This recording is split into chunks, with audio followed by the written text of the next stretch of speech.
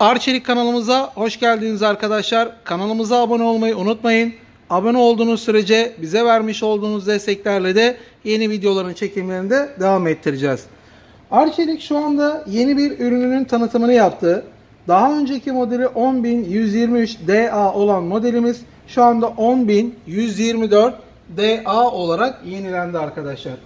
Ürünümüz 10 kilo bir üründür ve 1200 devir olan bir üründür arkadaşlar. Tek su giriş özelliğine sahip olan A enerjiden 3 Plus özellikli, ekstra da %10 daha tasarruf özelliğine kadar sahip olan bir ürün. Programsal olarak baktığımız zaman 15 programlıdır. Renk olarak baktığımız zaman da direkt antrasit diye geçer. Ürünümüzde tabi teknolojik olarak baktığımız zaman otomatik deterjan sistemli, motor yapısı olarak ProSmart inverter'dır ve 10 yıl motor garanti özelliğine sahiptir arkadaşlar. Elektronik su kontrol sistem özelliğine kadar da sahip. Şimdi programsal olarak baktığımız zaman tabi pamuklu yıkama, pamuklu ekonomik, sentetik, günlük hızlı 14 dakika, karma yıkama, yünlü yıkama, Woolmark özellikli ve hassas yıkama özelliklerine kadar mevcuttur.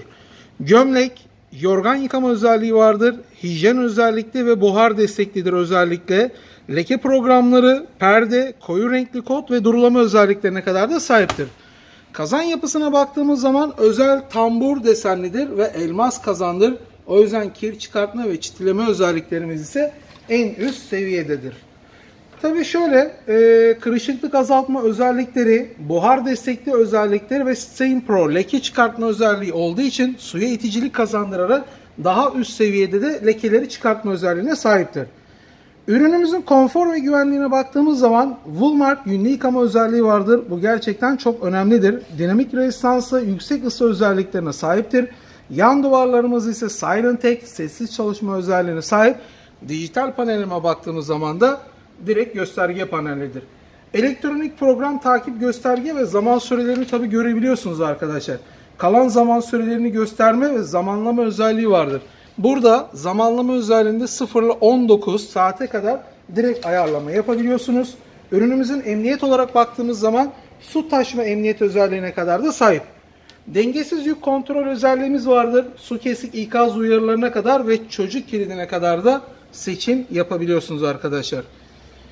Performans olarak baktığımız zaman ürünümüzün yıllık enerji tüketimi 214 kW'e geliyor. Su tüketimimiz ise 11.659 litredir. Ses desibellerimiz ise yıkamada 54, sıkmada ise 72'dir arkadaşlar. Sıkma performansımız ise B sınıfıdır.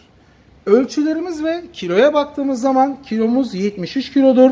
Yükseklik olarak baktığımız zaman 84, genişlik olarak baktığımız zaman 60, derinlik olarak baktığımız zaman 64'tür. Evet, Arçelik'in yeni makinesi ve bahtı açık olsun diyoruz. 10 kilo genelde kalabalık aileler için idealce tavsiye edileceğim ürünlerden biridir arkadaşlar.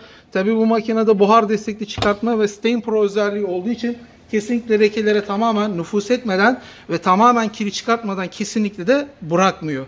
Ve antrasit renk olması siyah tonajlı ve gri tonajlı olan ürünlerde de rahatça her yerde kullanabilme özelliğine de sahipsiniz arkadaşlar.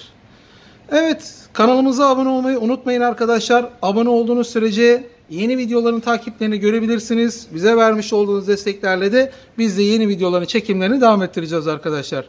Görüşmek üzere, kendinize iyi bakın.